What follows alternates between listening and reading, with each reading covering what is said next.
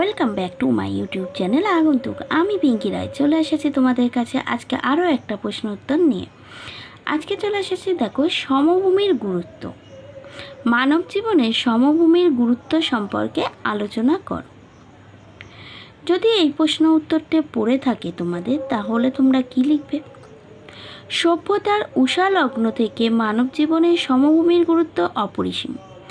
এগুলি হলো কোন কোন ক্ষেত্রে? না, 1 নম্বর কৃষিকাজ, 2 নম্বর পরিবহন ব্যবস্থা, 3 নম্বর বাণিজ্য ক্ষেত্রে, 4 নম্বর শিল্পক্ষেত্রে, 5 নম্বর বাসস্থান সহায়ক হিসাবে।